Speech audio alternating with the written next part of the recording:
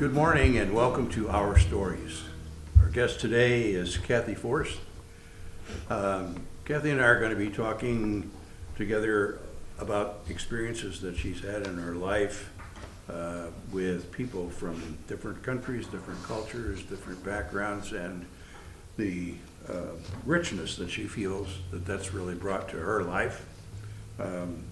And I think in some ways some unusual exposure that she's had given where we live, and that we're not a very cosmopolitan area here, that the fact that she's had all these experiences is noteworthy to begin with. So, well, Cathy grew up in a household that not only embraced travel to known places, but also an attitude of openness and learning about new people, new places, new cultures.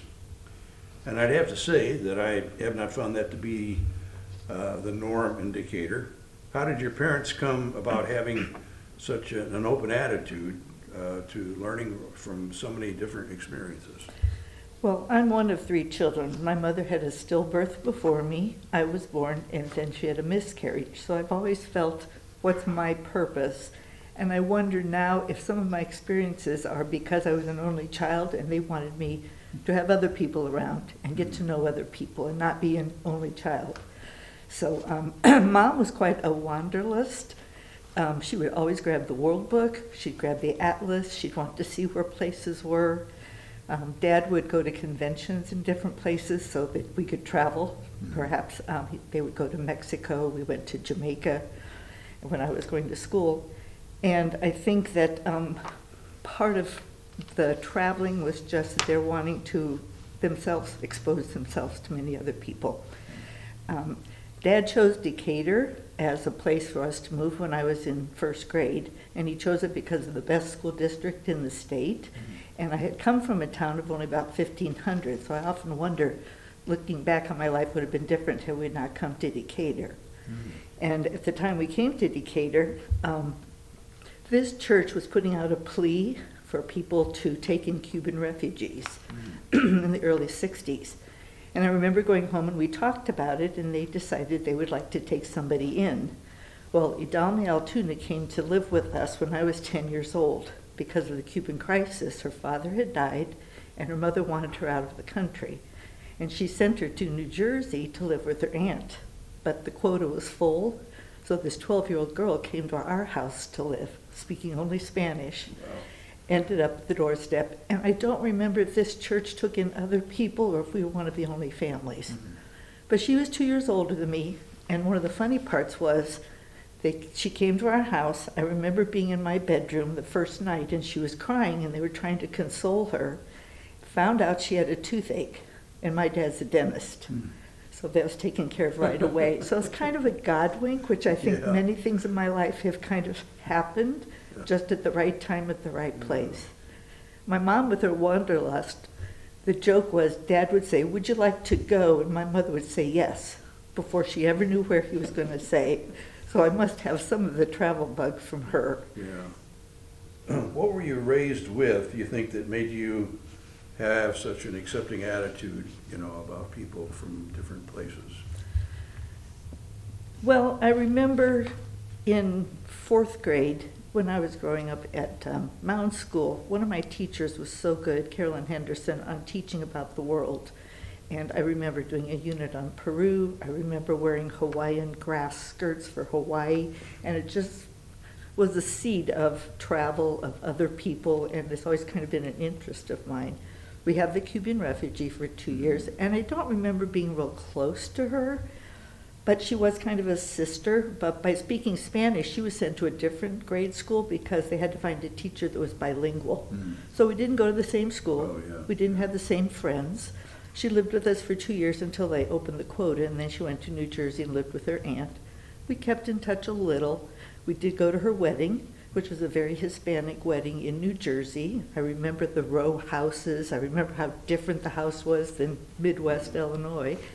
And then we kind of lost touch, and I regret I have not been in touch with her since. But then in high school, we decided to go ahead and take an AFS student, and we signed up for it. My family decided we go for somebody, found out Mani Tahari from Iran, which I watched Phyllis's story, and it's like, where's that? So Mom grabbed the globe, and we found Iran, and Mani showed up my junior year of high school, and it was her senior year of high school, and came to live with us for a year. And that became a very close relationship. She now lives in Albuquerque, and we're probably going to go see her again in January. So again, there was another totally different culture. Sure. And we did go visit her because my mother saved up some money and surprised us when I was in college that I took my winter term and we traveled to Tehran and stayed with her family for a couple of weeks. And Dr. Bodemer at Millikan said he would write me off so that I could get college credit if I would come back and present. Yeah. What do you feel like you learned from your Iranian student and from your trip to Iran, that you feel was really enriching to you? It really humbled me. When I went to Jamaica when I was growing up, that was my first encounter with poverty. Little boys on the street asking to get a dime if they would show us where to park a car, guessing my dad's hat size for a dime. And these were small children, and I had never been around that kind of poverty. When I went to Iran, it was such a different culture.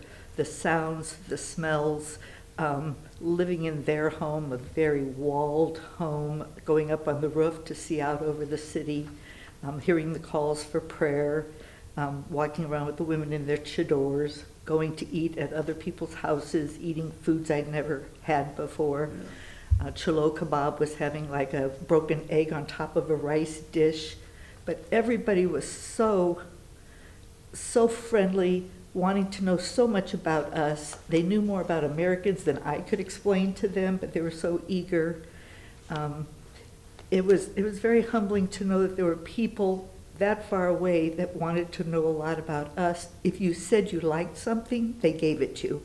I have a picture that we enjoyed, complimented at their house, and now it's in my house. So we were very careful as to what we said because it was ours. Yeah. And that was just something that I found very unique. What were the calendar years that you were there? In Iran, we were there in 71, and she had stayed with us in 69. In fact, she was going to go to medical school, and she opted out to come here for a year for that American experience. And when she went back and she couldn't go to medical school, she missed her chance. So she became a translator until she met her husband at the university. Well, I know you have connection with India, and so I wanted to ask you about what are your thoughts about having been to India, and what kind of stuck out to you? Well, we went for Julie's wedding because she has met an Indian American who was born and raised in Pittsburgh, but his folks came from India. So that was quite a jolt. You were going with family, meeting family, and 20 of their friends, so that was very comforting. But you get into the airport and you already notice the spices and the smells and the colors of the saris. And the wedding was flamboyant and wonderful food and beautiful music and such joy and happiness. But as you drove through the streets, looking hotel to hotel because it was wedding season in February, you'd also see tents with wires going up to poles so that they could have some electricity, and I would see little children sitting on cots in tents off the street watching television. So everything you saw was just kind of a jolt of the juxtaposition of the richness, but you could go in your gated area and get away from that, and your driver would take you in. But if you went out on the streets, the ditches, the dirt, and in fact, Julie and her family are going to India tomorrow, because her 5-year-olds have never been there, and I'm just envisioning what a 5-year-old's going to think. Yeah. And the pollution is terrible, and it's hazardous right now. Yeah. It is. I don't know how people can live and breathe comfortably there. It can be very sad, and it can be very exciting.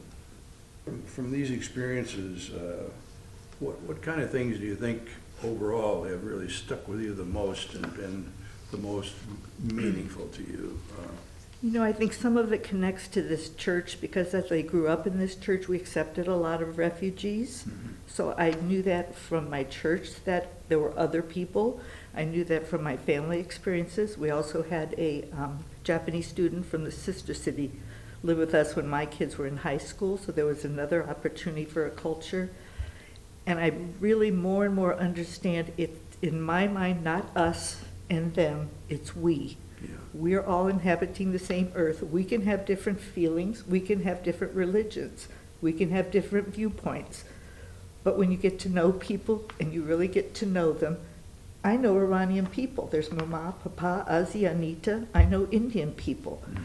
Julie went to Daegu, South Korea for a year when she was downsized as an architect in Chicago. So we had to go visit her there. So I know how it is to live in a very small room in Daegu. Julie went to Barcelona, we had to visit her there. Yeah. Julie went to Rome, we had to visit her there. I mean, every opportunity to go see how other people live has just been so enlightening Right. to know that we're all people and there's ways you can get along. Yeah. For sure. I had read in my PEO magazine, and it stuck with me, the world is a book, and she who does not travel reads only one page. Ah, I that's thought, great. wow, that is such a slice of life. And I can't imagine if I had not moved to Decatur and been a part of this church, how my life would have been different. And I know what my opinions would be because I've talked to people in that town I grew up in, Mhm. and I know how it's much more narrow Yeah. than mine. Thank you very much for Sure. sharing. It was really a very rich story and very appreciative of your sharing it with us. Thank you. I'm glad we had the opportunity to do these stories. They've been great. Good. Thanks.